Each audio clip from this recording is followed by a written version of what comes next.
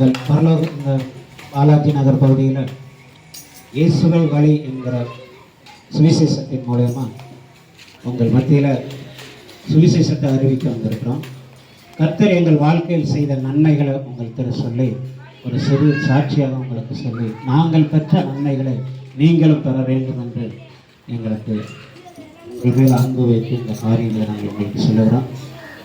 வருத்தப்பட்டு பாரம் சுமக்கிறவர்களே, நீங்கள் எல்லோரும் என்னிடத்தில் வாருங்கள், நான் உங்களுக்கு இளைப்பாறுதல் தருவேன் என்று சொல்லியிருக்கிறார். உங்களுக்கு கவலை இருக்குதா? கண்ணீரோடு இருக்கிறீங்களா? பொருளாதார கஷ்டமா? உங்களுக்கு வேதனைகளா? கடவுளுடைய வார்த்தை சொல்லுகிறது, வருத்தப்பட்டு பாரம் சுமக்கிறவர்களே, நீங்கள் எல்லோரும் என்னிடத்தில் வாருங்கள். நாம் வேதத்தில் ஒரு வார்த்தை, பெரும்பாடுள்ள ஒரு ஸ்திரீ இருக்கிறோம். 12 வருஷமா பெரும்பாடுள்ள ஒரு ஸ்திரீ அநேக வைத்தியர்களால் சென்று அவர் சற்று குணமாகலை. அது என்ன செய்யலாம் என்று யோசித்துக் கொண்டிருக்கையில இயேசு அந்த வழியாக ஊழியம் செய்து கொண்டு வந்து இருக்கும்போது, அப்போ அந்த வழியாக வருகிற போது அதை கேள்விப்பட்டு இயேசுனுடைய வஸ்திரத்தை நம்ம தொட்டால் நம்ம சுகமாகுவோம் என்ற விசுவாசத்தை அவங்க இருதயத்தில் விசுவாசத்தை.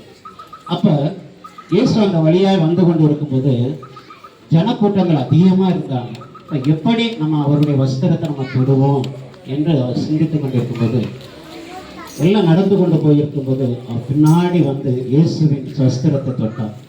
அப்பொழுது அவள்கிட்ட இருந்த அந்த வேதனைகள், அந்த உதிரத்தின் ஊரல் நின்று போயிட்டு, அப்போ அவங்க அதை தன்னை அறிஞ்சு அந்த வேதனையெல்லாம் நீங்கிருச்சு என்று அவள் யோசித்து கொண்டிருக்கும்போது இயேசு சற்று பின்னாக நம்ம இடத்திலிருந்து வல்லமை புறப்பட்டது என்று இயேசு அறிந்து என்னை தொட்டது யார் என்று கேட்டார்.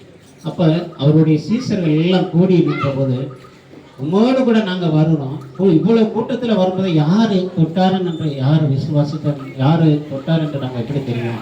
இல்லை, என்னிடத்துல ஒரு வல்லமை புறப்பட்டது அப்படின்னா அந்த ஸ்திரீ பயந்து, நான் தான் உங்களுடைய வஸ்திரத்தை தொட்டேன், என்னுடைய பாடுகள் இந்த மாதிரி இருந்தது, அது வஸ்திரத்துக்கு அதற்கு அந்த பூரண சுகம் கிடைச்சது என்று சொல்லி, அப்போ நீ விசுவாசித்தபடி உனக்கு ஆக கடவுது, உன் வேதனை நீங்கி நீ சுகமாயிரு என்று சொன்னார். அப்போ அதுபோல் உங்களுக்கு வேதனைகளா? நீங்கள் கர்த்தருடைய சமூகத்தில் ஊழியக்காரர்கள் எல்லாம் நாங்கள் வந்திருக்கிறோம், நீங்கள் வந்து ஜெபம் பண்ணுங்க, உங்கள் வேதனைகள் நீங்கும். கடன் பாரமா? கடவுளுடைய சமூகத்தில் வந்து நல்ல ஊழியக்காரர்கள் மத்தியில் ஜெபம் பண்ணுங்க, உங்களுக்கு அந்த கடனால் பிரச்சனைகள்லாம் நீக்கிடும். இந்த வருடத்தில் எங்களுக்கு 14 லட்சம் ரூபாய் பக்கம் கடனை அடைச்சேன். வேலை இல்லை, ஆனால் எப்படின்னா 6 மாதம்தான் வேலை. ஆனால் நான் கடவுள்கிட்ட கேட்டேன், ஆண்டவரே நீங்கள் தான்ப்பா எனக்கு கொடுத்து, நீங்கள் கொடுத்தீங்க ஆண்டவரே, குடும்பத்தை நீங்கள் கொடுத்தது, பிஸ்னஸை நீங்கள் கொடுத்தது, இந்நாள் வரையிலும் நீங்கள் நடத்தி வந்தீங்க, இன்னும் நீங்கள் நடத்துவீங்கப்பா அப்படின்ட்டு நான் கடவுளுடைய சமூகத்தில் ஒவ்வொரு நாளும் அதிகாலையிலேருந்து சொல்லிட்டேன், ஆண்டவரே இந்த நாளுக்குரிய மன்னாவை எங்களுக்கு கொடுங்க, இந்த நாளுக்குரிய தேவைகளை நீங்கள் எங்களுக்கு கொடுங்கன்னு கடவுளுடைய சமூகத்தில் நான் முறையிடுவேன். அப்போ ஒவ்வொரு காரியங்கள் எனக்கு வந்து ரொம்ப நாளாக தடைபட்டு இருந்த பேமெண்ட்டு ஒவ்வொரு கம்பெனியிலேருந்து எனக்கு வர ஆரம்பிச்சது. ஆண்டவரே நீங்கள் தான்ப்பா அதிகாரியுடைய கண்களில் நீங்கள் தயவிறக்கணும். அப்போ கடவுளுடைய வார்த்தை சொன்னது, இந்த வருடத்தின் வாக்குத்தத்தம் என்னன்னா, எங்களுக்கு ஆலயத்தில் இது மனுஷரால் இது கூடாதது இல்லை, இது தேவனால் எல்லாம் கூடும்.